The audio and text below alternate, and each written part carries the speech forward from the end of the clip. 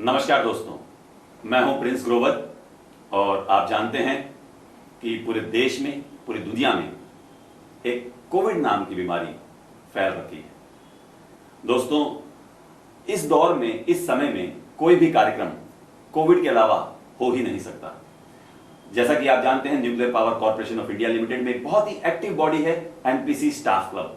तो NPC staff club के सौजन्य से एक पहल की गई, ये सोच जाहिर की गई कि क्यों ना हमारे संस्थान में जिस तरह का माहौल है, जो घटनाएं, जो लोगों में भय की व्याप्ति है, उसको देखते हुए लोगों के अपने सवाल और उनका निराकरण, उनका जवाब दिया जाए। तो इसी उद्देश्य से एनपीसी स्टाफ क्लब ने एक पहल की और आप सबसे आपके अपने सवाल मांगे गए थे, क्योंकि आचार्य रजनीश ने कहा है कि आपका अपना सोचा हुआ सत्य ही आपके काम का है। तो आप बहुत तमाम चीजों को देखते हैं, सुनते हैं, जानते हैं, लेकिन हम उसे आत्मसात नहीं कर सकते। हमको लगता है कि इसमें कोई शंका तो नहीं, तो क्यों ना आपकी शंका का समाधान किया जाए। इस उद्देश्य से आज हम हैं मुंबई के बहुत ही जाने माने, बहुत ही प्रसिद्ध, सुविख्यात डॉक्टर आदरणीय डॉक्टर समीर डी गर्डे जी के साथ। साथियों, डॉक्टर समीर डी गर्डे जी एक चेस्ट फिजिशियन हैं और ऑनरेबल चेस्ट कंसल्टेंट हैं जसलॉक हॉस्पिटल में, धन्वंतरी हॉस्पिटल में और ग्लोबल हॉस्पिटल में। सर कोविड के दौर में एक फ्रंट वॉरियर की भूमिका निभाते रहे हैं, बहुत से लोगों के मार्गदर्शन में इन्होंने अहम भूमिका निभाई है। तो क्यों ना इनसे बेहतर पर्सनालिटी, इनसे बेहतर व्यक्तित्व हमारे सामने था ही नहीं, तो हमने सोचा कि सर से बात करेंगे और आपके सवालों का समाधान करेंगे। तो हमारे साथ हैं डॉक्टर समीर डी गर्डे जी। सर नमस्कार और बहुत बहुत स्वागत है आपका। नमस्ते प्रिंस जी। सबसे पहले तो मैं आपका धन्यवाद करना चाहता हूं कि आपने मुझे इस विषय पे आपसे बातचीत करने का न्योता दिया और आप कुछ अपने सवालात शुरू करें उसके पहले मैं कुछ 1-2 मिनट का आप इंट्रोडक्शन कह सकते हैं या थोड़ा बहुत मेरा ये फील्ड क्या है, मतलब रेस्पिरेटरी डिसीजेस क्या है और उसमें रेस्पिरेटरी इन्फेक्शंस की क्या अहमियत है, 1-2 मिनट में आपको मैं एक्सप्लेन करना चाहूँगा आपकी इजाज़त से। अरे सर बिल्कुल, हम तो चाहते हैं, हमारा पर्पस ही है, क्योंकि आप क्या है, लंग्स को देखते हैं, रेस्पिरेटरी सिस्टम को देखते हैं, आप चेस्ट फिजिशियन हैं, तो who better than you can explain that. So please sir, please. Thank you Prince ji. आप सबको मेरा प्यार भरा नमस्कार। तो रेस्पिरेटरी इन्फेक्शंस अलग अलग बैक्टीरिया और वायरसेस से होते हैं। अभी हम उनके डिटेल में नहीं जाएंगे क्योंकि आज का हमारा विषय कोविड इन्फेक्शन के बारे में है, जो एक खुद वायरल इन्फेक्शन है। लेकिन इतना समझ लीजिए कि समझो अगर हमारी पृथ्वी, ये ग्रह अगर 4 लाख साल से मौजूद है, मैं आप उसमें बहुत डिटेल में नहीं जाना चाहूँगा, और अगर ह्यूमन मानव प्रजाति यहाँ पे 1 लाख साल से रह रही है, ऐसा समझ के चलिए, तो हमारे पहले से भी ये बैक्टीरिया और वायरसेस यहाँ पे मौजूद है। ये सबसे पहली बात हमारे जहन में हमें भरनी ज़रूरी है, क्योंकि जब भी इस तरह का कोई संकट आता है, कोई इन्फेक्शन आता है, जब हम उसको कहेंगे कि हमें इसे मिटाना है, हमें इसे ख़त्म करना है, तो ये हम वास्तविक बात नहीं कर रहे हैं। हम ये समझ के चले कि हर तरह के जीव जंतु ये हमारे साथ या हमारे पहले से यहाँ पे मौजूद है, और ये पूरा जो झगड़ा है ये हमें ज़िंदा रहना है कि उन्हें ज़िंदा रहना है का बीच का ये झगड़ा है। अभी डायनासोर्स हुआ करते थे, अभी कोई कहता है कि कोई धूमकेतु आके यहाँ पे पृथ्वी पे पटका तो उसके वजह से सब डायनासोर्स मर गए। लेकिन ऐसा भी हो सकता है कि इस तरह की कोई वायरल बैक्टीरियल इन्फेक्शन के साथ आ गई हो, एपिडेमिक आया हो, जिस वजह से वो डायनासोर्स भले महाकाय प्राणी थे लेकिन उनके अंदर उनको फाइट करने की इम्यून पावर नहीं थी, वो शक्ति रोग प्रतिकार की नहीं थी, तो इतने से जीव जंतु ने पूरी डायनासोर की प्रजाति खत्म कर दी, ऐसा भी हो सकता है। तो कहने का मतलब ये है कि अलग अलग तरह के निमोनिया मतलब फेफड़े का इन्फेक्शन करने वाले अलग अलग बैक्टीरिया हो, हम जो हर साल में हम सबको मुंबई जैसे शहर में या मानसून के वक्त तो बहुत लोगों को आधी मुंबई छींकती रहती है, खांसती रहती है, सर्दी बुखार के सीजन चालू रहते हैं। हर मेट्रो सिटी में ये होता है, हिंदुस्तान में हर शहर में, दुनिया में हर बड़े कॉस्मोपॉलिटन शहर में ये होता है। तो वो इन्फ्लुएंजा वायरस हो या कॉमन कोल्ड के जो वायरसेस है या एडिनो वायरसेस है वगैरह वगैरह से लेके जो फंगल इन्फेक्शंस है, या सबसे बड़ा हमारा जो शत्रु है हिंदुस्तान का वो है टीबी, ट्यूबरकुलोसिस, माइकोबैक्टीरियम ट्यूबरकुलोसिस, ये जो बैक्टीरिया है। तो ये सबसे तो हम जूझ रहे हैं बरसों से, लाखों वर्षों से, हम हजारों वर्षों से। और सिर्फ मानव प्रजाति नहीं, हर प्राणी में इस तरह के इन्फेक्शंस होते हैं बैक्टीरिया और वायरसेस की वजह से। तो ये सबसे पहली बात हमें समझनी ज़रूरी है। और जब से हम पैदा होते हैं तब से हमारा और इनका सामना आमना चालू रहता है। कभी वो हावी हो जाते हैं, हम बीमार गिर जाते हैं, और बहुत बार, मतलब ऑलमोस्ट हर बार ऐसा होता है कि हम ही हावी हो जाते हैं। देखिए, आपको साल में एक आध दूसरी बार सर्दी खांसी बुखार होता रहेगा, लेकिन आप उसमें से ठीक हो जाते हैं। आप ठीक क्यों हो जाते हैं? क्योंकि आपकी जो रोग प्रतिकार की ताकत है वो उस वायरस या बैक्टीरिया पे हावी हो गई करके आप ठीक हो गए हैं। तो ये हमें सबसे पहली बात समझ लेनी ज़रूरी है। अभी इस कोविड या कोरोना के बारे में अगर बात करनी है तो ये कोरोना वायरस एंटिटी ये हमें बरसों से मालूम है। कोरोना वायरसेस नए नहीं हैं, लेकिन इसकी ये पर्टिकुलर जो प्रजाति जिसको हम SARS-CoV-2 नाम दिया गया है, इस एपिडेमिक, इस पैंडेमिक में इस पर्टिकुलर वायरस को, ये सिर्फ इतना दिखाता है कि ये पर्टिकुलर कोरोना वायरस जो है वो थोड़ा सा ज़्यादा डेंजरस बन गया है। उसके जो भी भाई बंद है या उसका जो भी खेमा है, हाँ, तो उसमें से ये पर्टिकुलर थोड़ा सा हावी हो गया है। तो अभी हमें उसमें नहीं जाना है कि ये आर्टिफिशियली बन गया है कि नेचुरली हावी हो गया है, वो तो पूरा अलग विषय है। लेकिन हमें ये अभी समझना है कि पूरी दुनिया इस चपेटे में आ गई है, तो हमें उससे कैसे बचना है, और अगर गलती से इन्फेक्शन हो जाता है तो हमें उससे कैसे उभरना है।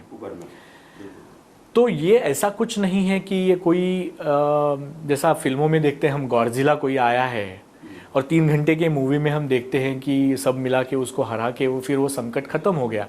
ये कोई इस तरह की बात नहीं है। ये इस तरह के वायरसेस हमारे ऊपर हावी होने की कोशिश करते रहते हैं, और फिर मानव प्रजाति उसके ऊपर हावी होने की कोशिश करती रहती है, अपनी रोग प्रतिकार शक्ति के माध्यम से हो, या दवाइयों के माध्यम से हो, या वैक्सीन्स के माध्यम से हो। बहुत बहुत उसमें ये, तो ये मैं एक आपको बैकग्राउंड देना चाहता था कि ताकि हमारा जो डिस्कशन है, जो डायरेक्शन है, वो थोड़ा सा ज़्यादा साइंटिफिक और रियलिस्टिक रहे। ये मेरा मानना है। हमारा भी उद्देश्य है। बहुत बहुत शुक्रिया। सो दोस्तों, आप सुन रहे थे डॉक्टर समीर डी गड्ढे जी को। हमने देखा कि ये जो कोविड या कोरोना नामक बीमारी है या जो वायरस है, इस तरह के वायरसेस आदिकाल से, शुरुआत से हमारे देश में या हमारी दुनिया में या इस पूरी पृथ्वी पर रहे हैं। और ये पर्टिकुलर जो प्रजाति है ये थोड़ी सी हावी हो गई है। इसकी वजह से जो भी नुकसान हुआ उसको तो हमने देखा ही, और उस दिशा में अब हम बातचीत आगे बढ़ाएंगे। लेकिन मैं आपको ये बता दूं कि माननीय प्रधानमंत्री महोदय जी ने ये कहा है कि हमें आत्मनिर्भर होना है, तो हमारी अपनी खुद की अपने ऊपर जिम्मेदारी तो है ही। लेकिन ये माहौल ऐसा है कि हमारे साथियों ने ये कहा हमसे, लोग आकर के हमसे सर कहते थे कि इस विषय में कुछ डिटेल्ड इंफॉर्मेशन हमें मिले, एक रियलिस्टिक, जैसा कि आपने कहा कि हम वास्तविक बात करें, तो उस विषय में हमने सवाल हमारे साथियों से मंगाए थे। और मुझे बहुत खुशी है कि बहुत सारे हमारे साथियों ने अपनी शंकाओं को हमारे सामने रखा, जो सवाल के रूप में मेरे पास मौजूद है। जरूर। और मैं चाहूंगा कि एक एक करके हम वो सवाल ले लें, जरूर, और आप उनका जो भी समाधान है आप बताएं, ताकि हमारे साथियों को इससे थोड़ी सी निजात मिले, और जो भय है इतना, हम उसको काफी हद तक कम करें। हाँ, है ना? ये सही बात कही आपने। तो मैं पहला सवाल लेता हूँ। जरूर। ये सवालों की जो लिस्ट है जी, ये मेरे सामने है, और हमारे कुछ साथियों में नाम छोड़ता चलूंगा कि किस किस का सवाल है। हम in general the questions what we got we will keep asking to doctor Sameer Gadge ji, and he will answer the same.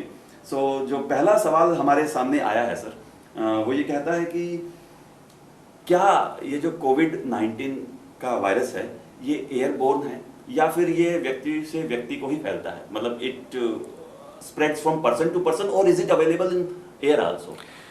तो जैसा कि हमने शुरू में डिस्कस किया, मैंने उसमें ज़्यादा डिटेलिंग नहीं किया, क्योंकि हमें आगे सवाल जवाब में ही उसके उत्तर मिलने चाहिए, और मैं पूरी क्षमता के साथ मैं आपको जवाब देने की कोशिश करूँगा।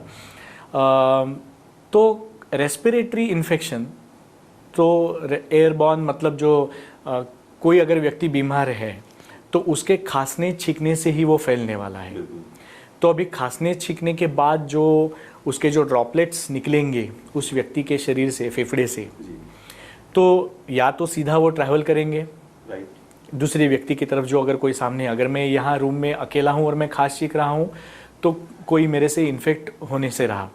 लेकिन अगर मैंने खांस छींक के, मैंने भले कवर किया मेरा हाथ, या मेरे हाथ से मेरा मुंह कवर किया और मैंने यहाँ पे हाथ लगाया जी।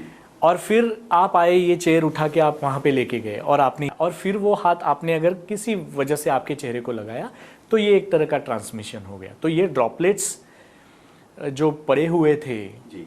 या कोई मोबाइल, मैंने मेरा मोबाइल को हाथ लगा के आपके हाथ में दे दिया, या आपने डोर हैंडल को खोला, बिल्कुल। तो इस तरह से एक चेन ऑफ ट्रांसमिशन होती है। और दूसरा, सीधा हम जब खांसते छींकते हैं तो उसमें से सामने की व्यक्ति की तरफ वो ट्रांसमिशन होता है। तो ये दो तरह के ट्रांसमिशंस रेस्पिरेटरी इन्फेक्शन में इस तरह से होता है, भले वो टीबी हो, भले वो इस तरह का कोई वायरस हो।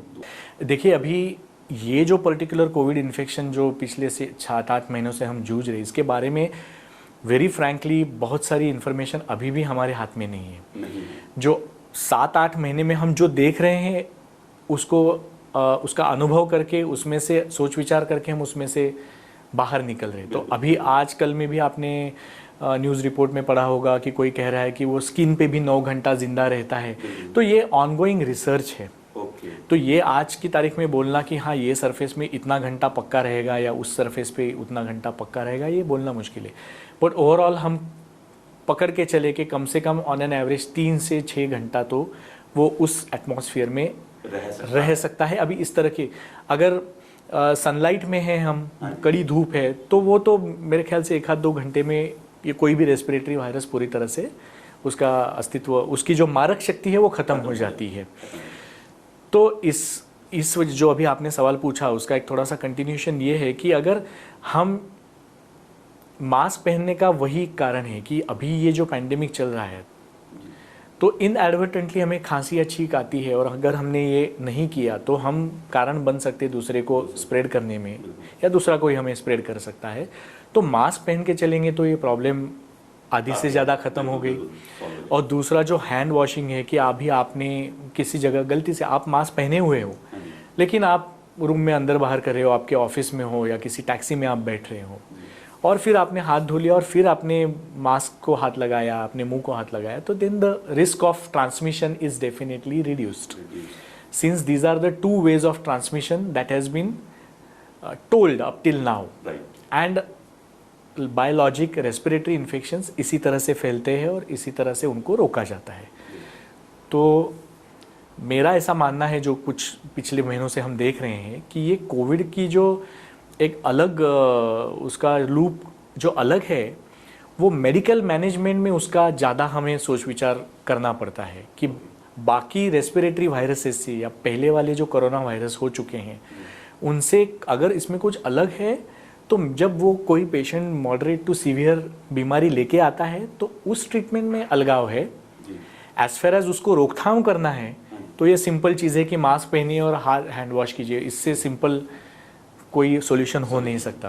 जी जी, बहुत बढ़िया सर, धन्यवाद। The third question is, what is the possibility of infection. Suppose कि किसी ने मास्क पहना हुआ है, फिर भी वो किसी ऐसे पर्सन के क्लोज कॉन्टेक्ट में आता है जिसको कोविड हुआ है अननोइंगली, और फिर इन्फेक्शन के चांसेस कितने हैं?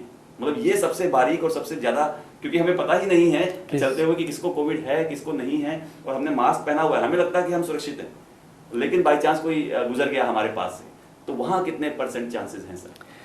तो एकदम शुरुआत में जब ये केसेस का आउटब्रेक धीरे धीरे दिखने लगा, और सिंगापुर में उन्होंने काफ़ी अच्छी तरह से उसका स्टडी किया और वो पब्लिश भी किया, कि अगर आप मास्क, दोनों व्यक्ति अगर मास्क पहन के खड़े हैं तो 95 मोर देन 95% प्रोटेक्शन है। मतलब ना के बराबर है, समझ के चलिए। अगर दोनों में से एक को भी कोविड है तो दूसरे को फैलने का चांस मोर देन 95% नहीं है। अभी ये जो परसेंटेज दिखाया जाता है वो स्टडीज़ है, बट आप मान के चलिए कि ये नहीं होता है, नहीं फैल सकता है। अगर एक ने नहीं पहना है, एक ने पहना है, तो भी 70-75% चांसेस कम हो जाते हैं। ये मास्क का एक ही है। अगर आपने मास्क नहीं पहना है और आप 2 व्यक्ति एक दूसरे के सामने 6 फुट से ज़्यादा दूरी पे खड़े हैं और मास्क नहीं पहना है, तो 2 मिनट से ज़्यादा अगर आप बातचीत करते हो तो अगर एक को कोविड है तो दूसरे का फैलने का एक पॉसिबिलिटी है। लेकिन 2 मिनट से कम अगर आपका इंटरेक्शन है या 2 व्यक्ति है मास्क बिना पहने एक दूसरे से क्रॉस हो जाते हैं, जो 2 मिनट क्या 2 सेकंड का तो नहीं। अगर आप मास्क पहन के आपने मास्क पहना है, सामने वाले ने नहीं पहना है और फिर भी आप 15 मिनट उनके साथ गपशप कर रहे हैं लेकिन 6 फुट की दूरी है तो ऑलमोस्ट नील। तो दोनों ने मास्क पहना है, सबसे बेस्ट बेट है। एक ने अगर पहना है तो भी इट इज़ बेटर। लेकिन ये जो एक्सपोजर टाइम है वो डिस्टेंस के ऊपर डिपेंड करता है। अगर डिस्टेंस कम था 6 फुट से लेकिन 2 मिनट या 6 मिनट से भी हाँ, तो कोई डरने की बात नहीं। और 15 मिनट आपने बात की लेकिन फिर भी डिस्टेंस 6 फीट का था। इसीलिए हमारे प्राइम मिनिस्टर जो कहते हैं कि 2 गज की दूरी, 2 गज, ये 2 गज मतलब 6 फुट तो हमेशा गिनना मुश्किल है, लेकिन एक 2 हाथ छोड़ के आप खड़े रहो तो। और अगर दोनों ने मास्क पहनना है तो कोई सवाल ही नहीं, एब्सोल्युटली नहीं। Thank you very much sir, ये बहुत बेसिक क्वेश्चन था जी। और सरकार कहती भी है कि जब तक दवाई नहीं तब तक ढिलाई नहीं, तो मास्क पहनना बहुत जरूरी है आपकी अपनी सुरक्षा के लिए और आपके आसपास आपके परिवार की सुरक्षा के लिए। Thank you very much sir. फिर आगे बढ़ते हैं और आगे सवालों के सिलसिले में हमारे पास अगला जो सवाल है, हाँ, ये सवाल है कि जैसे असिम्टोमेटिक पेशेंट्स होते हैं हमारे पास, तो उनके लिए हॉस्पिटलाइजेशन या क्वारंटाइन होना, जो क्वारंटीन किया जाता है जी, तो उनके लिए भी जरूरी है क्या? तो अभी ये एक थोड़ा उसका एक साइंटिफिक एंगल से मैं आपको जवाब देना चाहूँगा कि जब हम किसी को एसिम्टोमेटिक बोलते हैं तो पेशेंट नहीं हो सकता। मतलब जिसको सिम्टम्स है वो पेशेंट है, तो वो बीमार, वो रोगी है। जिसको सिम्टम्स किसी बीमारी के नहीं है वो तो रुग्ण है नहीं। अच्छा, अभी हमने कुछ देर पहले डिस्कस किया कि अगर मुझे बीमारी है और मैं खांसता छींकता हूँ तो फैलने का चांस है। जो जिसको आप एसिम्टोमेटिक कह रहे हैं वो तो खांस छींक नहीं रहा है, तो वो कैसे फैलाएगा? ये तो सिंपल साइंस है। तो ये एसिम्टोमेटिक को हमें पेशेंट नहीं कहना चाहिए, आप एसिम्टोमेटिक इन्फेक्टेड कह सकते हैं। अभी यहाँ पे मुझे थोड़ा सा और एक साइंटिफिक आपको ये देना है पर्ल, कि getting infected and getting diseased are 2 different things. Infection होना और बीमार गिरना ये 2 अलग चीज़ें हैं।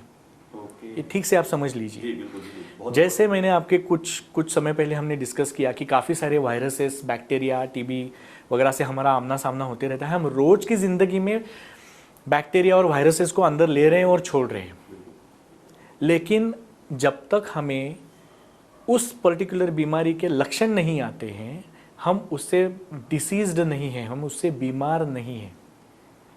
मतलब हमारे केस में अगर बोला जाए हिंदुस्तान में, आपको सुन के अचरज होगा, अभी हम कोविड की बात करें कि पिछले 7-8 महीने में इतनी सारी डेथ्स हो गई हमारे कंट्री में या पूरे दुनिया में, तो as far as India is concerned, हर 15-20 मिनट में एक व्यक्ति टीबी से मृत्यु उसकी होती है हमारे देश में। इतना ज़्यादा हमारे पास टीबी का, हमारा सबसे बड़ा प्रॉब्लम टीबी है फ्रैंकली स्पीकिंग। और ये सब अगर हम कर रहे हैं मास्क और ये हैंड हाइजीन, तो शायद उसका भी इलाज इनडायरेक्टली हम कर रहे हैं शायद। तो लेकिन इसके चलते भी हमारा टीबी से एक्सपोजर रोज का है। टीबी बैसिलस को हम रोज इनहेल कर रहे हैं, इतना टीबी हमारे देश में है। इंडियन सब कॉन्टिनेंट में, सिर्फ हिंदुस्तान में नहीं, इंडियन सब कॉन्टिनेंट के जितने भी देश हैं वहाँ पे टीबी काफ़ी प्रमाण में है, जैसा थाईलैंड में भी है, अफ्रीकन कंट्रीज़ में है। लेकिन हर एक टीबी के वजह से बीमार है क्या? हर हिंदुस्तानी तो टीबी के वजह से बीमार नहीं है। मतलब उसको उस बीमारी के लक्षण नहीं है, मतलब उसकी रोग प्रतिकार शक्ति ने उस टीबी के जंतु का सफाया कर दिया है। तो वैसे ही जब हम किसी को एसिम्टोमेटिक कह रहे हैं, मतलब आपका निर्देश उस तरफ है कि उसका RT-PCR टेस्ट किया गया जो पॉजिटिव है, लेकिन उस व्यक्ति को कोई भी लक्षण नहीं है, तो साइंटिफिकली स्पीकिंग ये किसी को इन्फेक्शन दे नहीं सकता, क्योंकि जो आपने टेस्ट किया है वो शायद उस डेड वायरस का सिर्फ एक फ्रैगमेंट आपको पॉजिटिव आया है। ये RT-PCR जो टेस्ट है उसमें कुछ एंटीजेंस टेस्ट किए जाते हैं, और उसमें एक एंटीजन अगर पॉजिटिव आता है वो टेस्ट बोल देती है कि ये पॉजिटिव है। अगर चारों में से एक भी एंटीजन पॉजिटिव नहीं पकड़ती है वो, तो निगेटिव बोल देती है। तो पॉजिटिव टेस्ट है, लेकिन अगर उस व्यक्ति को कोई लक्षण नहीं है तो वो बीमार नहीं है, वो सिर्फ इन्फेक्टेड है और उसकी रोग प्रतिकार शक्ति ने उस वायरस का सफाया कर दिया है, ऐसा मानने में हम गलत नहीं हैं। तो उस व्यक्ति को ऑब्वियसली घर पे रह के, चाहिए तो आप आइसोलेशन में अपने रूम में 8-10-12 दिन रहना है तो रह सकते हैं। जब तक आप खास ठीक नहीं रहे हो या जब तक आपको टिपिकल वो बुखार आना या कभी कभी किसी को लूज मोशंस के भी सिम्टम्स है, जो अगेन ये लूज मोशन, बुखार आना, बदन दर्द होना, सर दर्द होना, ये और आधा डजन वायरसेस से भी होता है। तो सिर्फ ये हो गया मतलब मुझे कोविड हो गया, ये भी नहीं है। और टेस्ट पॉजिटिव आई, मुझे तो कोई सिम्टम्स नहीं है, तो कोविड आप सफ़र नहीं, उससे आप प्रभावित नहीं है, आप औरों को शायद ट्रांसमिट नहीं कर रहे हो। बट सिंस इट इज़ ये पैंडेमिक का दौर है तो हमें खबरदारी बरतनी है। तो भैया आपका अगर टेस्ट पॉजिटिव आता है तो 10-12 दिन आप खुद को आइसोलेट रखो, ताकि इसमें क्या है कि अगर घर में कोई एल्डरली है जो ससेप्टिबल लोग हैं, या कोई कैंसर पेशेंट जिसका कीमोथेरेपी हो रहा है, कोई किडनी के जो पेशेंट है उनको डायलिसिस है, इन सब की रोग प्रतिकार की ताकत कम होती है। तो इस व्यक्ति के वजह से उनको ना फैले करके हमें उस व्यक्ति को आइसोलेटेड रहना है, ताकि हमें दूसरे को परेशान न करूं। ये उसके पीछे का एक एक्सप्लेनेशन है। बिल्कुल। तो हॉस्पिटलाइजेशन की जरूरत नहीं है, बस ये कि वो एहतियात बरते। यस, एहतियात बरते। अगर आपने उस व्यक्ति ने, भले उसको खास ठीक नहीं रहा है, लेकिन टाइम टू टाइम हाथ धो के, जो कॉमन सर्फेसेस है, अभी आपका पंखा चलाने के लिए आपने बटन लगाया या टीवी का रिमोट हाथ में लिया, तो उसके पहले आप अपना हाथ अच्छे से धोइए, ताकि दूसरी व्यक्ति जब उसको टच करे तो उसको, अगर गलती से आपके सिक्रीशंस में वो जा रहा है तो उनको ना फैले। ये उसके पीछे का साइंस है। बहुत बड़ी बात, बहुत अच्छी बात, धन्यवाद आपका। बात है कि can someone who has tested positive for कोविड-19 बी केयर्ड एट होम?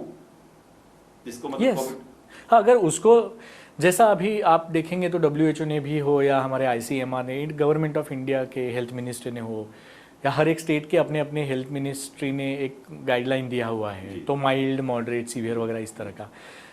तो जिनमें ब्रेथलेसनेस नहीं है या ऑक्सीजन की लेवल 94 से नीचे नहीं जा रही है और जो हाई रिस्क नहीं है, जैसा हमने कुछ टाइम पहले डिस्कस किया, तो उनको घर पे ही मैनेज किया जाता है। जैसे बरसों से हम सर्दी, खांसी, फ्लू के पेशेंट्स को तो हम घर पे ही तो मैनेज कर रहे हैं। और आप अगर ध्यान से याद करेंगे तो घर में एक को अगर सर्दी खांसी होता है तो सबको तो होती ही है, क्योंकि वो रेस्पिरेटरी वायरस का ही इन्फेक्शन है। और दूसरी बात, आपको डॉक्टर कहते हैं भैया मैं आपको दवा तो दे रहा हूँ, लेकिन एक 7-8 दिन घर पे आप आराम करो और फिर काम पे जाओ। क्यों? क्योंकि उसमें वीकनेस भी होता है आपको, तो आप बाहर जाएंगे तो आपको और कोई इन्फेक्शन ना लग जाए या आप दूसरे को ना दे। ये तो बरसों से हम हर रेस्पिरेटरी वायरल इन्फेक्शन में हम फॉलो ही कर रहे हैं। इसमें थोड़ा सा उसका मैग्निफिकेशन हो गया है, बिकॉज उसकी मारक शक्ति ज़्यादा है, हो सकती है, जो ससेप्टिबल लोग हैं, तो उसके हिसाब से एहतियात बरतने का अपना जो लेवल है वो एकदम से मैग्नीफाई हो गया है, एज अगेंस्ट हमारे जो इन्फ्लुएंजा या स्वाइन फ्लू के टाइम। स्वाइन फ्लू का भी 2015 में एपिडेमिक आया था, लेकिन उस तरफ उस वक्त इस तरह से नहीं हुआ था। ये स्थितियां नहीं, हाँ, ये स्थितियां नहीं थी। धन्यवाद सर जी। और इस बातचीत को आगे बढ़ाते हुए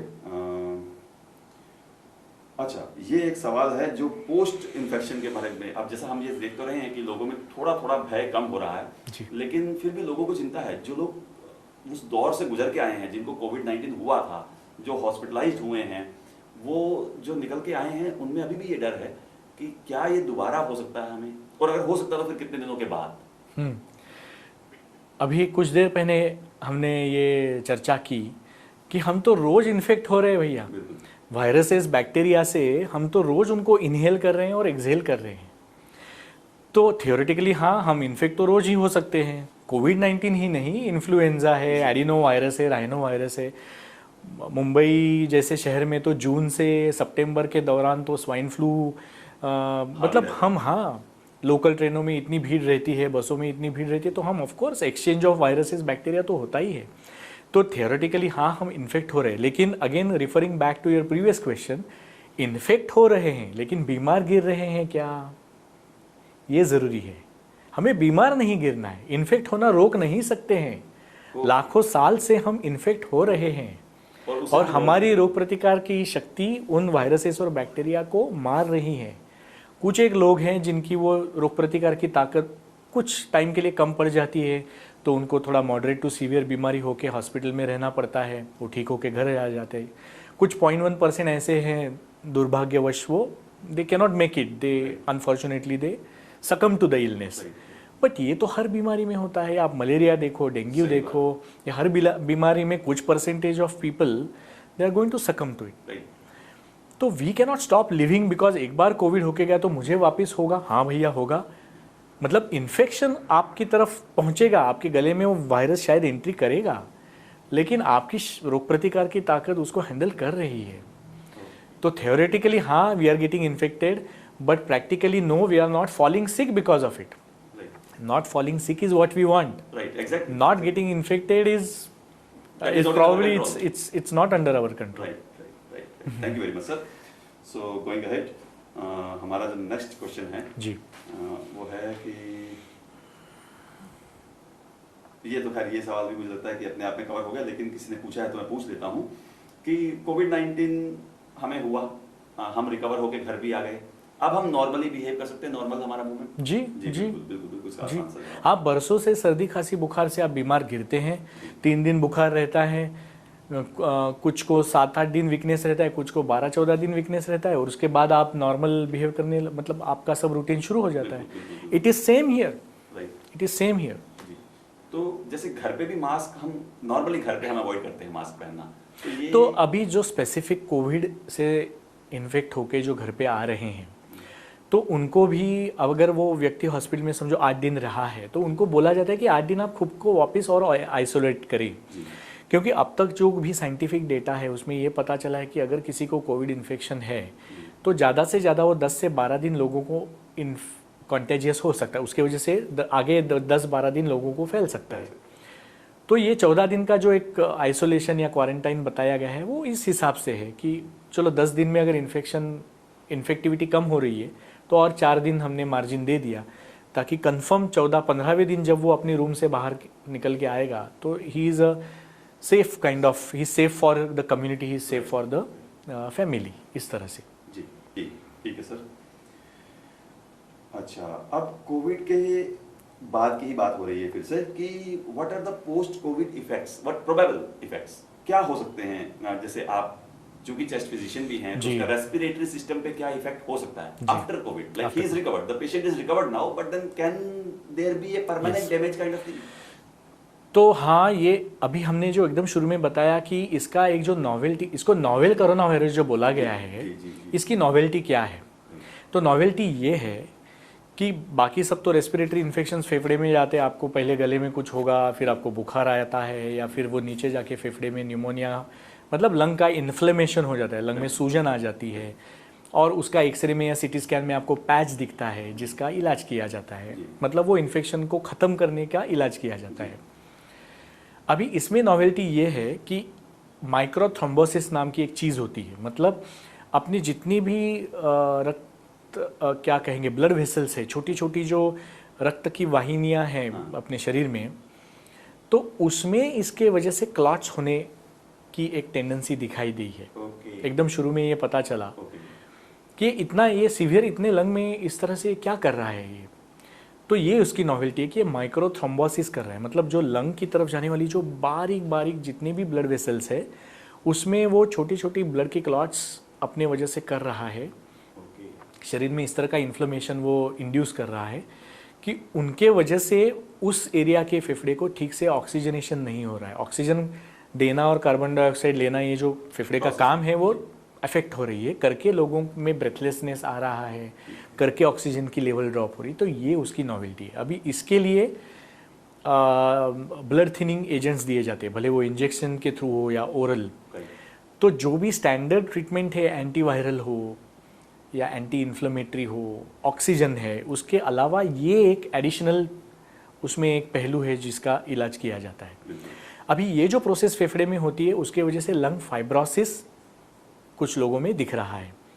फाइब्रोसिस मतलब अपना फेफड़ा जो है वो स्पंज की तरह बहुत सॉफ्ट रहता है, स्पंज जैसा पुराना होने के बाद देखो कड़क हो जाता है या उसमें छेद गिरने लगते हैं, उस तरह का कुछ इफेक्ट फेफड़े में आ जाता है कि वो फेफड़े के कुछ हिस्से जो है वो कड़क हो जाते हैं। Again so they can not participate in the gas exchange. Oxygen carbon dioxide का जो लेन देन है वो ठीक से नहीं हो रहा है, तो ऑब्वियसली उस व्यक्ति को दम लगना, खांसी आना, ये सब होने वाला है। तो ये जब इफेक्ट हमें कोविड की ट्रीटमेंट से उसका बुखार चला गया, लेकिन ये फेफड़े में अभी तक इफेक्ट बाकी है, तो इसको हम एंटी फाइब्रोटिक ट्रीटमेंट देके इलाज कर रहे हैं। And thankfully I can say more than 95% of the patient are recovering totally between 8 to 12 weeks. Okay, मतलब आज ये महीने के 1 तारीख को अगर उसको एक्चुअल कोविड इन्फेक्शन से वो बीमार गिरा है, सीवियर इन्फेक्शन हो गया, फिर वो हॉस्पिटल में भर्ती हो गया, मे बी 8-15 दिन उधर रहना पड़ा, उसके बाद लंग फाइब्रोसिस की शिकायत लेके वो घर आ रहा है, या हॉस्पिटल में उससे डिस्चार्ज मिलने में ये लंग फाइब्रोसिस की वजह से टाइम लग रहा है, तो उस वक्त जब हम इनको ये दवा दे चालू कर रहे हैं, एंटी फाइब्रोटिक दवा या एंटीऑक्सीडेंट दवा जो हम कहते हैं, वो सब देने से, कॉम्बिनेशन देने से आज से 2 महीने के बाद वो व्यक्ति पूरी तरह से स्वस्थ होती दिखाई दे रही है। अभी इसमें बहुत ही रेयर ऐसे लोग हैं जिनमें लंग ट्रांसप्लांट तक जाना पड़ रहा है। मतलब आज तक दुनिया में मेरे ख्याल से 7-8 या ज़्यादा से ज़्यादा 10 केस हुए रहेंगे जहाँ पे वो उस व्यक्ति के फेफड़े इतने खराब हो गए कि उनको लंग ट्रांसप्लांट तक देना पड़ा। तो ये बहुत ही लेकिन छोटा नंबर है, पूरी दुनिया का हम सोचेंगे तो 10 ये छोटा नंबर है। उसमें एक स्टेप ऐसा है जिनको बहुत दिनों तक वेंटिलेटर लग रहा है या ऑक्सीजन रिप्लेसमेंट थेरेपी लग रही है, ऐसा भी एक नंबर है। लेकिन as I said 95% of the patient if you start this combination timely they are recovering very well. तो ये एक पोस्ट कोविड चीज़ है। और दूसरी ऑफकोर्स जो किसी भी वायरल इन्फेक्शन में वीकनेस या हाँ कमजोरी लगना या इसको समय के साथ साथ वो निकल जाती है, तो उसको भी 1-2-3 महीने के अंदर वो सॉल्व हो जाता है प्रॉब्लम। जी, धन्यवाद सर जी। अच्छा, ये एक अजीब सा क्वेश्चन है जो एक आम आदमी का क्वेश्चन है कि जैसे बहुत से मरीज, जैसे भी हम बात भी कर रहे थे, कुछ लोग मेंटेन नहीं कर पाते, बहुत से लोगों की मृत्यु भी हो जाती है, उसके कारण अलग अलग हो सकते हैं जी, है ना, not only because of COVID, जी। But then after that they are found COVID जी। पॉजिटिव। ऐसा कहा जाता है कि हाँ, उनकी रिपोर्ट में कोविड पॉजिटिव आया गया है, तो क्या हम ये माने कि COVID is also one of the added reason of that? तो अभी इसमें 2 कैटेगरीज है, जिसमें ऑलरेडी किसी को हार्ट या किडनी की तकलीफ है, ऐसा समझ के मान के चलिए, और उनको सचमुच में ये कोविड इन्फेक्शन हो गया है, तो उनके शरीर में जो भी ये इन्फ्लेमेटरी कैस्केड शुरू हो जाता है, एक तरह का एक टॉपलिंग डाउन इफेक्ट शुरू हो जाता है, उसके वजह से उनका जो एक्चुअल हार्ट किडनी का जो इशू है वो मैग्नीफाई हो जाता है, and that could be one reason that they succumb. Second thing ये भी दिख रही है कि अभी तो सबको मैंडेटरी, देखो पहले कैसे होता था कि हम अभी ठंडी लग के बुखार आ रहा है किसी को तो हम मलेरिया का जांच करेंगे, हर एक का तो नहीं करेंगे, जिसको लक्षण है उसका ही करेंगे। हर रेस्पिरेटरी इन्फेक्शन में भी वही होता था कि जिसको खांसी बुखार बलगम है, एक्सरे में कुछ दिख रहा है, चलो आपकी थूक की जांच कर लेते हैं या आपका सीटी स्कैन कर लेते हैं वगैरह। यहाँ पे तो क्या हुआ है, पैंडेमिक सिचुएशन में हर एक की ऑलमोस्ट जांच हो रही है। आजकल हॉस्पिटल में अगर किसी और वजह से आपको भर्ती होना है तो भी कोविड की जांच करना ज़रूरी हो गया है।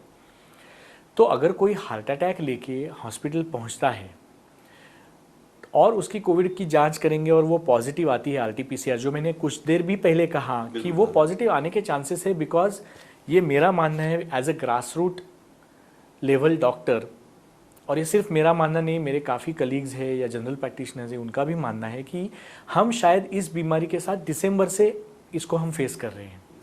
क्योंकि मेरे 18 सालों के प्रैक्टिस में मैंने जितने भी अपर रेस्पिरेटरी इन्फेक्शन के केसेस नहीं देखे थे, जो मैंने दिसंबर टू फरवरी में काफ़ी देखे, and obviously nobody was aware of what is going on and we treated them as we would treat any other upper respiratory infection and most of them are better. तो ऐसा एक possibility है कि उस वक्त से लेके कुछ लोगों के हमारे सिस्टम में, हम जैसे मैंने कहा कि टीबी के भी बैक्टीरिया, इन्फ्लुएंजा के हम लेके घूम रहे हैं, तो उसमें अगर टेस्ट करके इसका एक एंटीजन पॉजिटिव निकलता है कोविड का, और जो पेशेंट हार्ट अटैक लेके पहुंचा है और उसका टेस्ट पॉजिटिव आता है, तो हार्ट अटैक कोविड की वजह से नहीं है, ये हार्ट अटैक लेके आया है और इंसिडेंटली उसकी कोविड टेस्ट पॉजिटिव आई। अभी ये तो मैंने आपको एक मेडिकल एग्जांपल दे दिया। आप समझिए कोई घर पे, कोई ज्येष्ठ नागरिक घर पे गिर गए आजकल काफ़ी होता है, बिल्कुल। 80-90 साल के कोई गिर गए और हड्डी का फ्रैक्चर हो गया, अभी वो उनको हॉस्पिटल लेके गए, as a norm COVID test किया, पॉजिटिव आ गया। अभी कोविड से फ्रैक्चर तो नहीं होता है, नहीं होता है, सही। ये तो व्यक्ति फ्रैक्चर लेके पहुंची है। बिल्कुल। तो ये इंसिडेंटल पॉजिटिव कोविड आना, ये एक बहुत बड़ी ये हमें एक दिख रही है चीज़। जी उसमें एज अ डॉक्टर, ये सिर्फ डॉक्टर का ही एक जिम्मेदारी है, या डॉक्टर ही उसका डिसीजन ले सकता है जी बिल्कुल। कि इस व्यक्ति को फिलहाल कोई रेस्पिरेटरी सिम्टम्स नहीं है, ना उसको बुखार है, ना उसको दम लग रहा है, ये बेचारा तो फ्रैक्चर लेके आया है, भले इसकी कोविड टेस्ट पॉजिटिव आई है, नो प्रॉब्लम, लेकिन हमारा फोकस फ्रैक्चर के ऊपर होना है, या हमारा फोकस उस हार्ट अटैक के ऊपर होना है। भले अभी वो कोविड टेस्ट पॉजिटिव है एज अ नॉर्म, तो हम पूरी प्रिकॉशन लेके काम करें। तो हर हॉस्पिटल में उस तरह से काम किया जा रहा है कि आपका टेस्ट पॉजिटिव आ रहा है, ठीक है, लेकिन क्या वो आपको लक्षण है तो नहीं है, तो हम आपको कोविड पेशेंट मान के नहीं चलेंगे, आप जो बीमारी का प्रॉब्लम हमारे पास लेके आए हैं हम उसको मान के चलेंगे, लेकिन प्रिकॉशन हम पूरा लेंगे। इस तरह से उसका सॉल्यूशन बिल्कुल समझ गया। हम नया रोज सीख रहे हैं इसमें। जी, तो सवाल जो था कि कहते मृत्यु का कारण उसमें एडिड नहीं है, बिकॉज अगर आपको लक्षण नहीं है, ठीक है, हमने टेस्ट किया, जी, पॉजिटिव आ गया, जी। But it is not because of कोविड-19 हाँ। That he got heart attack और लाइक। ट्रू। तो हर केस में कोविड की वजह से मृत्यु नहीं है, मृत्यु के कारण अलग अलग है। जी और उसमें काफ़ी, अभी आपने वो अमेरिका में जो केस देखा, that black fellow, police brutality, right that African American fellow Exactly. ही सकम, अभी उनका भी कोविड टेस्ट पॉजिटिव था उस व्यक्ति का। जी ये मई की घटना है अमेरिका में, अप्रैल में उनका टेस्ट पॉजिटिव था, और पोस्टमार्टम उनका जो, it is a medico legal case, तो पोस्टमार्टम होना ही है, उसमें भी उनके कुछ सैंपल्स लिए थे कोविड पॉजिटिव। अभी क्या उनकी मृत्यु कोविड की वजह से हुई है? नहीं, बिल्कुल नहीं। नहीं थी, उनकी मृत्यु का कारण तो अलग ही था। अलग ही था, बिल्कुल। तो इस तरह से मृत्यु हो रहा है, लेकिन कोविड पॉजिटिव आ रहा है, तो ये हमें, जिसको हम सारासार विवेक कहते हैं, वो उसको देख के, ये डॉक्टर का काम है, इसको दो चीज़ों को अलग अलग करना, हाँ। और अलग अलग तरीके से जांच हो। जी, बिल्कुल, बिल्कुल, जी। बिल्कुल। धन्यवाद सर। फिर आगे बढ़ते हुए, हाउ लॉन्ग का आंसर आप दे चुके हैं। एक क्वेश्चन था हमारे साथियों का कि कितने देर रहना चाहिए, तो आपने कहा 10 से 14 दिन, 14 दिन एक सेफ पीरियड है, सेफ right, पीरियड है। वो तो खैर है। अच्छा, फिर ये इस बात पे हमारे हिंदुस्तान में ये एक बहुत मशहूर चीज है कि हम अपनी अपनी देसी दवाइयाँ बहुत बनाते हैं, जी। है ना, कभी काढ़ा, कभी लौंग, कभी इलायची, जी। इस तरह की चीज़। तो what are the like home remedies we should prefer, या ऐसा मेडिकल साइंस का कुछ नहीं, तो अभी मेरा एज अ पर्सन, मैं खुद क्या कर रहा हूँ, तो मैं रोज एक गिलास दूध में, गर्म दूध में हल्दी डाल के पी रहा हूँ, बस मैं इतना ही कर रहा हूँ, फ्रैंकली स्पीकिंग। ओके। तो ये अभी इसका भी हमें कुछ दिखने को मिल रहा है। अभी ये जो काढ़े वगैरह जो बना के अलग अलग तरीके से बना के अपने अपने नुस्खे से बना रहे हैं, तो साउथ इंडिया में कहीं एक केस हो गया, मैं नाम भूल गया, उन डॉक्टर साहब ने अलर्ट करने के, मेडिकल कम्युनिटी को अलर्ट करने के लिए एक उन्होंने ट्वीट किया था कि मैंने एक हर्निया पेशेंट पे ऑपरेशन किया, लेकिन ड्यूरिंग सर्जरी उनको काफ़ी ब्लीडिंग हो रहा था। हमने वो कंट्रोल करके सर्जरी सक्सेसफुल हो गई, पेशेंट भी ठीक होके चले गए घर पे, लेकिन हम वी वर वंडरिंग कि ये क्यों हो रहा है, या इनको कोई ब्लड थिनिंग कोई दवा चालू है खून पतली करने वाली, तो वो नहीं था। फिर उन्होंने जब उनका अच्छे से हिस्ट्री लिया तो पता चला कि ये महाशय कुछ 2 महीने से इस तरह के काढ़े बना के पी रहे थे। अभी शायद ये हो सकता है कि ये जो उनका ब्लड थिनिंग जो हो गया और सर्जरी के दरमियान जो उनको एक्स्ट्रा ब्लीडिंग हो गया जो नहीं एक्सपेक्टेड था, शायद उसके वजह से। सो मेरा ऐसा मानना है, first of all immunity is not a quick fix. मैंने आज से कुछ चालू किया और मेरी 8 दिन में इम्यूनिटी, ये नहीं है, इसको कोई शॉर्टकट नहीं है। Immunity is a everyday affair, जिसमें हमें रोज half an hour to 45 minutes exercise करना है। हाई प्रोटीन, भले आप वेजिटेरियन हो, अब नॉन वेजिटेरियन में तो काफ़ी ऑप्शन है, लेकिन वेजिटेरियन में भी आप सिलेक्ट करके हाई प्रोटीन डाइट ले सकते हैं। अब अभी उनमें भी अगर कोई किडनी के पेशेंट्स हैं जिनको प्रोटीन इंटेक ज़्यादा नहीं है, लेकिन न्यूट्रिशियस डाइट अपने डॉक्टर के सलाह से ले सकते हैं। तो exercise and nutrition are the 2 pillars of immunity. And of course एक मेंटल स्टेबिलिटी होनी चाहिए, या डरना नहीं चाहिए किसी भी परिस्थिति में जी।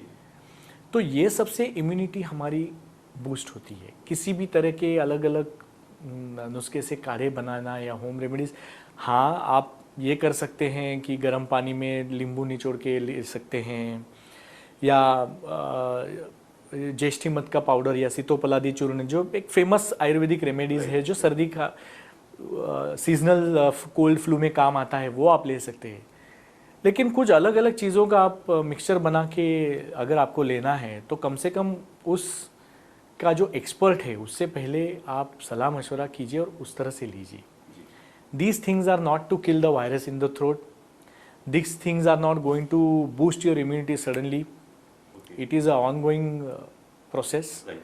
So you have to focus on long-standing ongoing processes than this kind of remedies is my personal belief. जी जी जी, बहुत अच्छी बात है। जी। तो दोस्तों बचपन से हम जो सुनते आ रहे हैं कि बैलेंस डाइट, न्यूट्रिशियस डाइट, तो वो हमारे उसमें होना चाहिए और व्यायाम हमारे जीवन का एक हिस्सा होना चाहिए। Exercise is must. सो उससे हमारी इम्यूनिटी बढ़ेगी।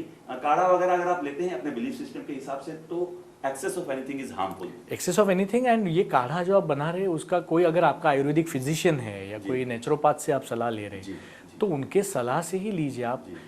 किसी डाइटिशियन या किसी अच्छे डॉक्टर की सलाह से ही आपको ये सब चीजें, मतलब सोशल मीडिया पे काफ़ी सारी Right, चीज़ें right, घूमती है, लोग उससे इन्फ्लुएंस हो जाते हैं, तो ऐसा ना करिए, ये कहने का मतलब है। जी सर, बहुत बहुत शुक्रिया। जी। और अब बस कुछ छोटे से सवाल है जी। एंटीबॉडीज, ये एक बहुत कॉमन फिनोमिना है जो अभी चलते डेवलप हो रहा है, क्योंकि अगर किसी को कोविड हो गया और वो क्योर होके आ गया तो ही फील्स कि हाँ मेरे अंदर एंटीबॉडीज आ गई। जी, तो जी। वो उसका सर्वाइवल रेट क्या है, या मतलब वो फिर वही बात आ जाएगी मुझे जी, लगता है इन्फेक्शन जी। वाली। तो ये एंटीबॉडीज के बारे में आप कुछ प्रकाश डालना चाहें सर? जी जी। तो जैसा मैंने पहले भी कहा कि अभी तक हम सीख रहे हैं, रोज़ कुछ नया इन्फॉर्मेशन आ रहा है, तो हम पिछले 7-8 महीने से जो देखने को मिला है जी। तो उसमें एक कंक्लूजन, ये जो भी मैं पढ़ रहा हूँ उससे एक मेरा कंक्लूजन है कि टीबी में टी सेल इम्यूनिटी, हमारे शरीर में B cell, okay, B for Bombay, T for Tamil Nadu, right, तो B cell and T cell immunity, इस तरह की इम्यून सिस्टम्स काम करते हैं। ओके, तो आप जो एंटीबॉडीज चेक करते हो ये बी सेल से रिलेटेड रहते हैं। राइट, जो बी लिम्फोसाइट्स है शरीर में, उनका वो काम है कि किसी भी इन्वेडर, कोई भी इन्फेक्शन आ रहा है उसको फाइट करना, और उस फाइटिंग का नतीजा है ये एंटीबॉडीज आपको आपके ब्लड टेस्ट में दिखना। ट्यूबरकुलोसिस में जो टी सेल इम्यूनिटी हमें प्रोटेक्शन देती है, वो टी सेल इम्यूनिटी इस इन्फेक्शन में भी काम कर रही है, ऐसा एक मुझे जो मैंने लिटरेचर पढ़ रहा हूँ या मेरा ऐसा बिलीफ धीरे धीरे वो कंफर्म होते जा रहा है as a chest physician, as a respiratory infection expert. और ये टी सेल की कोई टेस्ट नहीं है। ओके, तो आप बी सेल की ये जो टेस्ट कर रहे हो उसमें सिर्फ क्वांटिटी नहीं कि समझो एक नंबर में आपको बोल के चल रहा हूँ कि 5 से 10 तक हो तो आपको एंटीबॉडीज आ गए, माइक्रो लीटर हो या आपका जो भी आपका उसमें जो पैरामीटर रहेगा, और आपको अगर 100 तक आया है मतलब आपको बहुत ज़्यादा इम्यूनिटी आ गई है। वैसा नहीं है, सिर्फ नंबर, ये क्वांटिटी हो गई। उसकी क्वालिटी क्या है, उन बी लिम्फोसाइट्स की, उन सफ़ेद पेशियों की क्वालिटी क्या है। जैसे सामने कोई शत्रु राष्ट्र के 100 सोल्जर्स हमारे ऊपर अटैक करने आ रहे हैं, लेकिन हमारे 15 सोल्जर ने उनका सामना किया, तो 100 आ रहे हैं लेकिन हमारे पास the number doesn't matter, the quality matters. And again B lymphocyte is not the way is giving us immunity, the T lymphocyte is giving us immunity, जिसका कोई मेजरमेंट नहीं है। तो ये पकड़ के चलिए, अगर आपको प्रॉपर कोविड इन्फेक्शन होके चला है तो आपको अच्छे से इम्यूनिटी आ गई है। अभी ये 1 साल की है या 2 साल की है, ये चक्कर में हमें फिलहाल नहीं पड़ना है, क्योंकि उसका रिसर्च ऑनगोइंग है, किसी को भी दुनिया में आज तक मालूम नहीं। लेकिन जैसा हमने पहले डिस्कस किया, आप एक्सरसाइज और न्यूट्रिशन, जो इंडियन स्क्वायर मील है प्रिंस जी, उसका दुनिया में कोई तोड़ नहीं। भले आप कश्मीर से हो, आप पंजाब से हैं, कोई तमिलनाडु से है, मैं महाराष्ट्र से, आपके अलग अलग रीजन में जो बनता है वो जो 4 स्क्वायर मील जो कहते हैं उसका कोई तोड़ नहीं है। और वो लेना या हाई प्रोटीन डाइट लेना और एक्सरसाइज करना, वो आपका इम्यून मेजर है। ये सब, इसके आप पीछे मत जाइए। बिल्कुल, बहुत सही और सटीक जानकारी, ये बहुत इंपॉर्टेंट था सर, बहुत बहुत शुक्रिया आपका। सो आप कह रहे हैं कि बेसिकली जो हमारा जो देशी खान पान है वो अपने आप हमारी इम्यूनिटी को बूस्ट जी करता है। जी जी, बहुत बहुत शुक्रिया। और फिर कुछ चंद सवाल हैं सर मेडिसिन को लेकर के कि what are the general medicine we should keep, मतलब as a safe measure, like precautionary measure, कि हमारे घर पे क्या क्या होना चाहिए कोविड के लिए। मुझे लगता है कुछ नहीं। कोविड का, हाँ मतलब अगर बुखार है तो आप पैरासीटामॉल राइट। बुखार की दवा खाएंगे। जी। इसमें हाइड्रेशन, किसी भी वायरल इन्फेक्शन में हाइड्रेशन, 3 लीटर पानी। अगर आपका आप अगर हार्ट या किडनी के पेशेंट नहीं हैं और आपको डॉक्टर ने कोई पानी के ऊपर रोक टोक नहीं लगाई है तो 3 लीटर पानी है, अच्छे से हाइड्रेट करना। दूसरी इंटरेस्टिंग बात, कोई भी 2 फ्रूट रोज आप खाने से अलग, समझो आप केला और पपाया खा रहे हैं या एप्पल और पेड़ खा रहे हैं, मतलब कोई भी दो अलग अलग फल आप रोज खाएं आपके रोज के डाइट में, ब्रेकफास्ट में, तो रोग प्रतिकार की ताकत स्पेशली लंग्स के हिसाब से बहुत अच्छा, बहुत फायदेमंद होती है।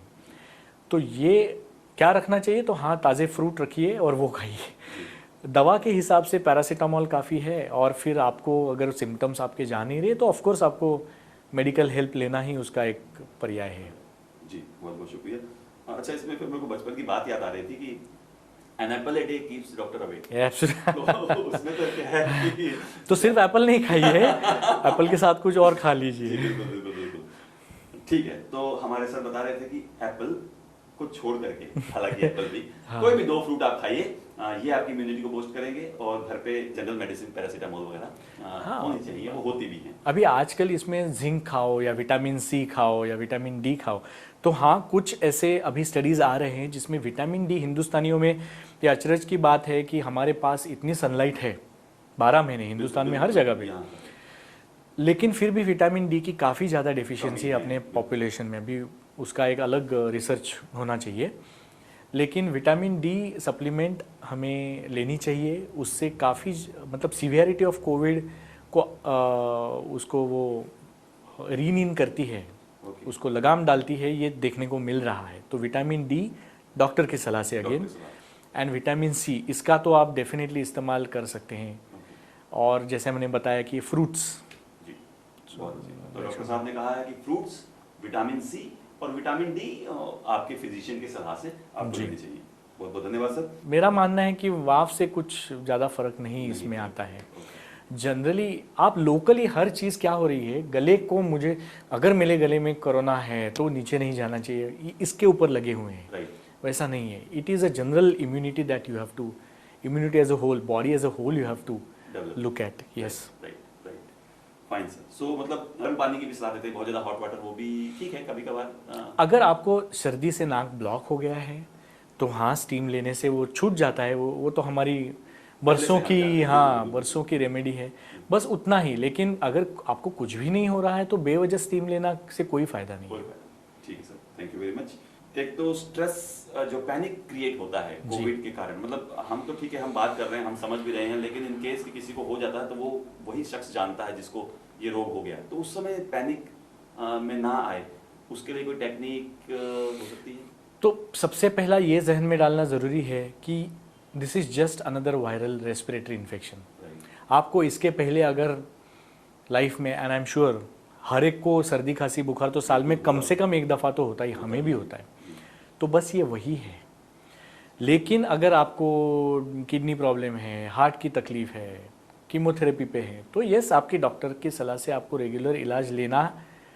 तो रेगुलर प्रॉपर आपके सिम्टम्स डॉक्टर को बता के आपका डायग्नोसिस करवा लीजिए और उसका सही इलाज लीजिए। मतलब उससे डर के हम कहीं भी नहीं पहुंचने वाले। We are not going to reach anywhere. Right right there is no, it is, you have face so many other illnesses in the past, right. This is another illness, you face it, take treatment and get better. Okay, thank you very much sir. अच्छा, बच्चों में हम ये देखते हैं कि कम पाया जाता है। जी बच्चों में जी, ये कम है थैंकफुली हार्डली एनी केसेस, मतलब तो हार्डली। उनके लिए भी मास्क वगैरह जरूरी है या किस तरह का? तो घर पे तो बिल्कुल ज़रूरी नहीं है, आपस में हम रह रहे तो अगर घर पे कोविड पेशेंट है तो उसने तो खुद को सेल्फ आइसोलेट करना 14 दिन के लिए, तो हमने डिस्कस किया। मास्क जब हम क्राउड में जा रहे हैं, अभी अभी सिनेमा हॉल शायद खोलेंगे, जी, स्कूल्स कॉलेजेस खोलेंगे, तो यस मास्क उस समय कुछ टाइम तक हमें पहनना, जब तक हमें गवर्नमेंट से इशारा नहीं आता है कि भाई अभी सब सेफ है और अब मास्क, भीड़ के जगह पे भी मास्क ना पहने तो चलेगा, तब तक हमें मास्क पहनना ज़रूरी है।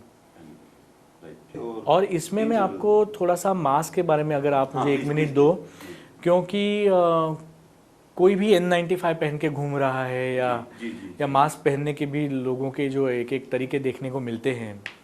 तो N95 मास्क जो है वो स्पेसिफिक मास्क है जो डॉक्टर्स, अगर कोई मैं प्रोसीजर कर रहा हूँ, मैं इंडोस्कोपिक प्रोसीजर्स करता हूँ तो उस ऑपरेशन थिएटर में मैं पहनता हूँ, या ऑपरेशन थिएटर में किसी का ऑपरेशन चल रहा है उस वक्त जो टीम है, डॉक्टर्स है, एनेस्थेटिस्ट, सर्जन, नर्सेस, वो पहनते हैं। अगर मैं ओपीडी में बैठ के मेरे सिर्फ पेशेंट्स में चेक कर रहा हूँ तो मुझे N95 की ज़रूरत नहीं है, मैं सिंपल एक इस तरह का सर्जिकल मास्क मैं पहन सकता हूँ। और किसी भी, और अगर आप समझो आप सब्जी लेने बाज़ार जा रहे हैं या किसी भी छोटे मोटे काम के लिए आप बाहर जा रहे हैं तो सिंपल अच्छा सा क्लॉथ मास्क भी आप पहन सकते हैं। The whole idea is you are trying to avoid the transmission at a very gross level, macroscopic level पे। आप तो ऑफिस में जा रहे हैं, आप अपना पेशेंट देख रहे हैं, तो आप सिंपल क्लॉथ मास्क पहनिए, या बैंक में जो कोई काम कर रहा है वो सिंपल क्लॉथ मास्क पहने। और मास्क आप बांधने वाला पहने, ये बांधने वाला मास्क है, या टांगने वाला पहनिए, लेकिन उसका जो हैंडलिंग है वो इस तरह से होना चाहिए, मतलब पहनना हो या निकालना हो, ये उसको साइड से आप, लोगों की आदत ये है कि सामने से हाथ लगाते हैं। तो अभी क्या होता है, जब भी आप मास्क पहन के घूम रहे हैं तो मैक्सिमम इम्पैक्ट जो है वो ये एरिया में होने के चांसेस है। आप उसको हाथ लगा के और 10 जगह पे हाथ लगाओगे तो अच्छी बात नहीं है। Mask, only mask is not effective and only hand washing is not effective. Mask पहनो and hand washing, that is the correct way of dealing with this kind of respiratory virus. तो मास्क को बाजू से आप handle कीजिए, सामने से नहीं हैंडल कीजिए। ये भी बेहतरीन जानकारी, हालांकि इस तरह की जानकारी मिलती रहती है, लेकिन आपसे हमने सुना तो बहुत अच्छी जानकारी ये हमारे साथियों तक पहुंची है। और बाकी सब्जियों को भी धोने की लोग बात कर रहे हैं कि कहते हैं what is the best way to clean vegetables, जैसा हम बरसों से कर रहे हैं। जिस तरह से आप पहले सब्जी धोते थे 1 साल पहले, उसी तरह से धोइए। उसी तरह से धोइए। ठीक है सर, तो मुझे लगता है कि हम लगभग सवालों को खत्म कर चुके हैं। एक आखिरी सवाल जो है वो वैक्सीन को लेकर के है। पूरे देश में और पूरी दुनिया में ये चल रहा है, वैक्सीन का इंतजार हो रहा है जी। और जब तक वैक्सीन नहीं आती तब तक हमें क्या कोई ऐसी वैक्सीन है जो हम बच्चों को, मतलब डिफरेंट एज ग्रुप्स में, बच्चे हैं तो उनको क्या देना चाहिए, कोई युवा है, कोई यंग पर्सन है तो उसको क्या देना चाहिए, या जो ओल्ड एज में है लोग जिनको कोमॉर्बिड्स है, मतलब लाइक जिनके पास और चीजें हैं जी, जिसकी वजह से उनकी ससेप्टिबिलिटी ज्यादा है, सीवियरिटी बीमारी की ज़्यादा हो सकती है। तो सबसे पहली बात, जब अब वैक्सीन जब आएगा तब उसके साथ हमें प्रिस्क्राइबिंग इन्फॉर्मेशन मिलेगा। आज तक तो हमें कुछ भी मालूम नहीं है उसके बारे में। और जैसा हमने कुछ टाइम पहले डिस्कस किया, वो बी सेल इम्यूनिटी को स्टिमुलेट करने वाले हैं या टी सेल इम्यूनिटी को स्टिमुलेट करने वाले हैं, ये भी हमें पता नहीं है। तो एक जनरल तो ये है कि हम बरसों से इन्फ्लुएंजा वैक्सीनेशन जो करते हैं वो सब हाई रिस्क पेशेंट जिनको फेफड़े की पहले से कोई बीमारियां हैं, या डायबिटीज़, किडनी, हार्ट, इस तरह की जिनको बीमारियां हैं। और बच्चों का तो वैक्सीनेशन हमारा नेशनल इम्यूनाइजेशन प्रोग्राम ही है जो बहुत ही रोबस्ट और अच्छा प्रोग्राम है, one of the best in the world I can see. तो वो वैक्सीन्स जैसा हम हाई रिस्क लोगों में देते हैं, वैसा मेरा मानना है कि ये वैक्सीन भी पहले शायद उनके ऊपर इस्तेमाल किया जाएगा या उनके ऊपर उनको देने की कोशिश की जाएगी, ऐसा मेरा मानना है। दूसरा ये कि हमारे एक इंटरेस्टिंग बात ये है कि पिछले 7-8 महीनों से मैंने ये देखा है कि ऑब्जर्वेशन है, अभी इसके ऊपर भी रिसर्च लगेगा कि जिनको टीबी हुआ है या टीबी की इलाज चालू है, इनको किसी को भी कोविड, कम से कम मेरा जो पेशेंट डेटाबेस है उसमें किसी को भी कोविड नहीं हुआ है। तो I am referring back to that T cell immunity जो टीबी के अगेंस्ट काम कर रही है। तो शायद हमारा जो बीसीजी वैक्सीनेशन का जो प्रोग्राम है, हम हर बच्चे को बीसीजी दिया जाता है टीबी का सीवियरिटी को अवॉइड करने के लिए, तो शायद वो किधर कहीं ना कहीं काम आ रहा है हमारे बच्चों में, शायद उसके वजह से वो कुछ काम कर रहा है। बीच में एक कुछ आर्टिकल था जिसमें एमएमआर वैक्सीन जो भी बच्चों में दिया जाता है वो शायद कुछ हद तक काम कर सकता है। सो ये इसमें क्रॉस प्रोटेक्शन रहता है। आप एक वैक्सीन लोगे तो सिर्फ बॉडी ऐसा नहीं करती है कि सिर्फ उस बीमारी के अगेंस्ट आपको प्रोटेक्ट करेगी। बॉडी इस तरह से सिस्टम बनाती है जो विलक्षण सिस्टम है, जो आपको काफ़ी उस तरह के बीमारियों से बचाने की कोशिश करती है। बिल्कुल। तो जब तक कि वो वैक्सीन नहीं आता है तब तक हमारे बॉडीज़ ने आईसीएमआर हो या जो भी इसमें लगे हुए हैं, एक कुछ इसके ऊपर कंसिडरेशन होना चाहिए कि बीसीजी, मेरे ख्याल से बीच में बीसीजी वैक्सीनेशन का एक ट्रायल भी केईएम हॉस्पिटल या कुछ कुछ जगहों पे हुआ है। ओके। अभी तक उसके रिजल्ट शायद आना बाकी है। तो ये एक स्टेप है जो हमें शायद बीसीजी वैक्सीनेशन, एमएमआर वैक्सीनेशन की वजह से हम हमारे यंगर ग्रुप को बचा सकते हैं, बचा रहे हैं बचा शायद। रहे हैं, बिल्कुल। और जब भी इस तरह का ये वैक्सीन, स्पेसिफिक कोविड वैक्सीन आएगा तो उसका जब प्रिस्क्राइबिंग इन्फॉर्मेशन या उसकी जो इन्फॉर्मेशन आएगी उसके हिसाब से ही उस वक्त हम चर्चा कर सकते हैं कि ये क्या और कैसा देना है। जी जी जी जी जी। तो मुझे लगता है कि सारे ही सवाल जो हमारे साथियों के थे, हालांकि सवाल इन जनरल थे, हमने रिपीटिशन को अवॉइड किया है दोस्तों। सवाल हमारे यहाँ से आए थे सर, आपने उनका बहुत अच्छा समाधान, उनका बहुत अच्छा जवाब, मुझे उम्मीद है कि डॉक्टर समीर गर्डे जी ने जो जवाब आपको दिए हैं साथियों, आपकी जो मानसिक और आपकी व्यक्तिगत जो शंका थी वो दूर हुई होगी। और एक तरह से ये कह देना कि हाँ, कोरोना बहुत बड़ी बीमारी नहीं है, ये किसी हद तक ठीक भी है, लेकिन हम सुनते हैं कि सावधानी हटी तो दुर्घटना घटी। तो हमें प्रिकॉशंस जरूर अपनाने हैं और सरकार की भी ये मुहिम है कि जब तक दवाई नहीं तब तक ढिलाई नहीं। लेकिन साथ साथ डॉक्टर समीर गर्डे जी से बात करने के बाद ये एक चीज पुख्ता हो जाती है कि हमें डरने की जरूरत नहीं है। ये आम जिस तरह के वायरसेस होते हैं, जो इन्फेक्शन होते हैं, उसी तरह ये कोविड है। और यदि ये आपको हो जाता है या आप इससे जूझ चुके हैं तो भी आपको पैनिक होने की जरूरत नहीं है। ये बिल्कुल सर्दी, जुकाम, खांसी की तरह ही, या हो सकता है कि इसकी मारक शक्ति थोड़ी ज्यादा हो, लेकिन यदि हमारे मन में भय नहीं है तो हम जरूर इससे निपट सकते हैं, हम इससे लड़ सकते हैं और हम एक बेहतर जीवन जी सकते हैं। आइए हम सब मिलकर आभार व्यक्त करें हमारे प्रिय आदरणीय डॉक्टर समीर गर्डे जी का। सर बहुत बहुत शुक्रिया, धन्यवाद आपका। धन्यवाद। आपने कीमती समय दिया और बहुत ही महत्वपूर्ण, बहुत ही अच्छी और सटीक जानकारी आपने हमें दी। बहुत बहुत शुक्रिया सर आपको। धन्यवाद प्रिंस जी।